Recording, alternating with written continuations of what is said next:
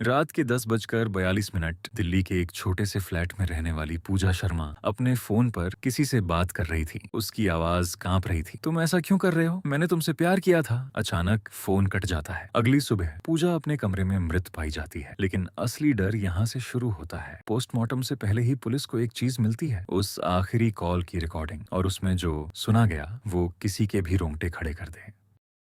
पूजा शर्मा 24 साल की दिल्ली में अकेली रहती थी। कॉल सेंटर में काम करती थी। एकदम सिंपल लाइफ, ना कोई दुश्मन ना कोई बड़ा राज। फिर उसकी लाइफ में आता है राहुल वर्मा, स्मार्ट, कॉन्फिडेंट और बहुत ही चार्मिंग। धीरे धीरे दोस्ती होती है, फिर प्यार, और पूजा पूरी तरह राहुल पर भरोसा करने लगती है।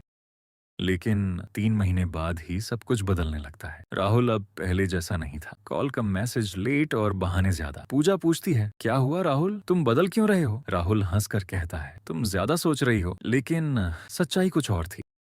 एक दिन पूजा उसका पीछा करती है और जो वो देखती है उसका दिल टूट जाता है। राहुल एक दूसरी लड़की के साथ था। पूजा उसी वक्त कॉल करती है, तुम कहाँ हो? राहुल बिना झिझक के बोलता है, ऑफिस में हूँ, काम कर रहा हूँ। यहीं से शुरू होता है झूठ का खेल।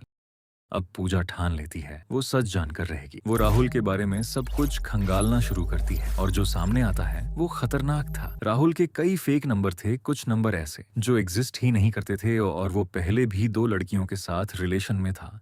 उनमें से एक, नेहा, आज तक गायब थी। पूजा डर जाती है। वो राहुल को मिलने बुलाती है। मुझे सब पता चल गया है, तुम क्या छुपा रहे हो? राहुल पहले चुप रहता है, फिर धीरे धीरे मुस्कुराने लगता है। तो तुमने सच जान ही लिया? पूजा कांपती हुई पूछती है, नेहा के साथ क्या किया तुमने? राहुल कहता है, जो तुम्हारे साथ होने वाला है वही। उस रात पूजा बहुत डरी हुई थी। वो अपनी दोस्त को मैसेज टाइप करती है, अगर मेरे साथ कुछ हो जाए तो राहुल को पकड़ना। लेकिन वो मैसेज कभी सेंड नहीं होता, क्योंकि तभी राहुल का कॉल आता है। 10:42 पूजा कॉल उठाती है। तुम मुझसे क्या चाहते हो? राहुल कहता है, बस आखिरी बार मिलना है। पूजा मना करती है, लेकिन राहुल उसे मेंटली इतना मैनिपुलेट कर चुका था कि वो मान जाती है। सीसीटीवी फुटेज में दिखता है, रात 11:15 पर राहुल पूजा के घर में घुसता है। दरवाजा बंद, और उसके बाद कोई बाहर नहीं निकलता।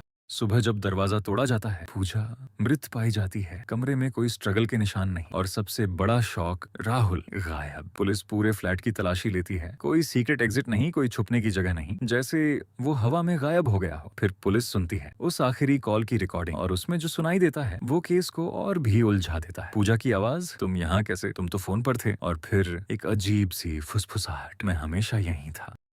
आज तक राहुल नहीं मिला, मोटिव क्लियर नहीं, और एविडेंस अधूरा। ये केस आज भी अनसॉल्व्ड मिस्ट्री बना हुआ है। लेकिन असली सवाल आज भी वही है, जब राहुल फोन पर था तो पूजा के कमरे में कौन था? और अगर वो सच में गया ही नहीं तो वो आज भी कहीं यहीं तो नहीं है।